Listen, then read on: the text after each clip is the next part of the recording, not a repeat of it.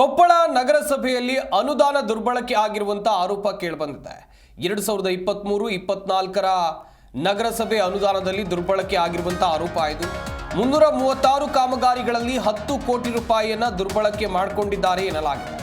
ಕಚೇರಿ ಮತ್ತು ಅಧಿಕಾರಿಗಳ ಮೇಲೆ ಲೋಕಾಯುಕ್ತ ಅಧಿಕಾರಿಗಳು ದಾಳಿಯನ್ನು ನಡೆಸಿದ್ದಾರೆ. ನಗರಸಭೆ ಜಿ ಸೋಮಲಿಂಗಪ್ಪ, ಕಂದಾಯ ಅಧಿಕಾರಿ ಉಜ್ವಲ, ಗುತ್ತಿಗೆದಾರ ಶಕೀಲ್ ಪಟೇಲ್ ಮನೆಯಲ್ಲೂ ಕೂಡ ಅಧಿಕಾರಿಗಳು ಹುಡುಕಾಟವನ್ನು ನಡೆಸುವಂತ ಕೆಲಸವನ್ನು ಮಾಡಲಾಗ್ತಾ ಇದೆ. ಕೊಪ್ಪಳ ನಗರಸಭೆ ಅಧ್ಯಕ್ಷನ ಸಹೋದರ ಶಕೀಲ್ ಪಟೇಲ್ ಕಳಪೆ ಕಾಮಗಾರಿ, ಹಾಗೆಯೇ ಇನ್ನೂ ಕಾಮಗಾರಿ ಮಾಡದೆ ಹಣ ಎತ್ತಿರುವಂತ ಆರೋಪ ಇದೆ. ಈ ಆರೋಪದ ಬೆನ್ನಲ್ಲೇ ಲೋಕಾಯುಕ್ತ ಅಧಿಕಾರಿಗಳು ದಾಳಿಯನ್ನು ನಡೆಸಿದ್ದಾರೆ ಎನ್ನುವಂತ ಮಾಹಿತಿ ಇದೆ.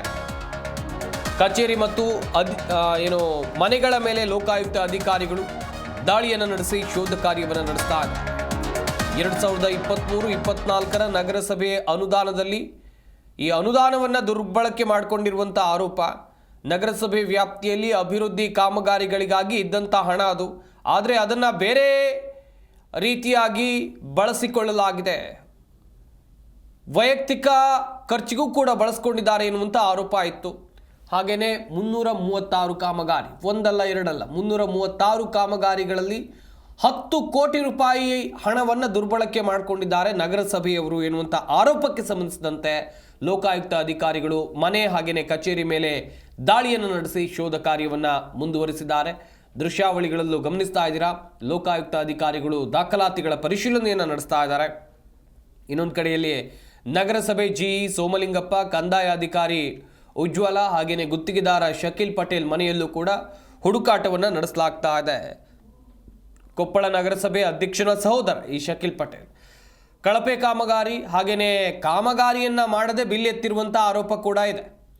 ಈ ಬಗ್ಗೆ ಇನ್ನಷ್ಟು ಮಾಹಿತಿಯನ್ನು ಕೊಡ್ತಾರೆ ನಮ್ಮ ಕೊಪ್ಪಳ ಜಿಲ್ಲೆಯ ಪ್ರತಿನಿಧಿ ಬಸವರಾಜ್. ದೂರವಾಣಿ ಸಂಪರ್ಕದಲ್ಲಿ ಜಾಯ್ನ್ ಆಗ್ತಾ ಇದ್ದಾರೆ. ಬಸವರಾಜ್, ಗಮನಿಸ್ತಾ ಇದ್ವಿ, ನಗರಸಭೆ ಅನುದಾನದಲ್ಲಿ ದುರ್ಬಳಕೆ ಮಾಡಿಕೊಂಡಿರುವಂಥ ಆರೋಪ, ಏನೆಲ್ಲ ಅಕ್ರಮ ಆಗಿತ್ತು, ಹಾಗೆಯೇ ಲೋಕಾಯುಕ್ತ ಅಧಿಕಾರಿಗಳ ದಾಳಿ ಸಂದರ್ಭದಲ್ಲಿ ಅಕ್ರಮಕ್ಕೆ ಸಂಬಂಧಿಸಿದಂತೆ ಏನಾದರೂ ಮಾಹಿತಿ ಸಿಕ್ಕಿದೆಯಾ?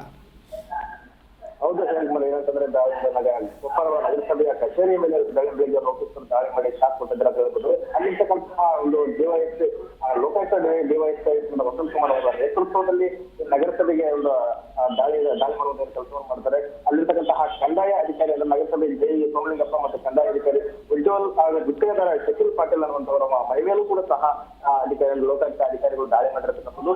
ಅದಕ್ಕೆ ಸುಮಾರು 336 ಕಾಮಗಾರಿಗಳಲ್ಲಿ ಸುಮಾರು 10 ಕೋಟಿ ರೂಪಾಯಿ ದುರ್ಬಳಕೆ ಮಾಡಲಾಗಿದೆ ಅನ್ನೋ ಒಂದು ಆರೋಪದ ಹಿನ್ನೆಲೆಯಲ್ಲಿ 2023-24ನೇ ಸಾಲಿನಲ್ಲಿ ನಗರಸಭೆಯ ಅನುದಾನವನ್ನ ದುರ್ಬಳಕೆ ಮಾಡಿಕೊಂಡಿದ್ದಾರೆ ಅಂತ ಒಂದು ಆರೋಪ ಹಿನ್ನೆಲೆಯಲ್ಲಿ ಲೋಕಾಯುಕ್ತರು ದಾಳಿ ಮಾಡಿರತಕ್ಕಂಥದ್ದು.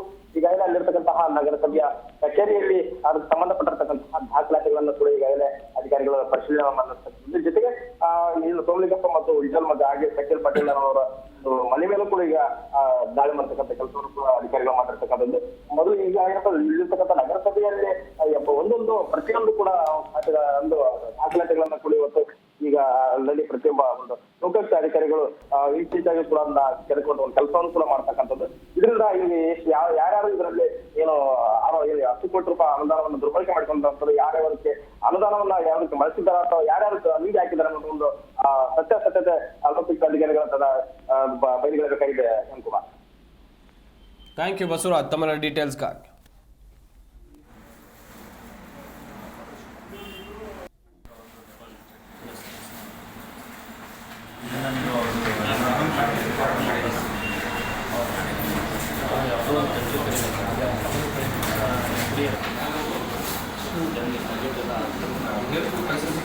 Thank you.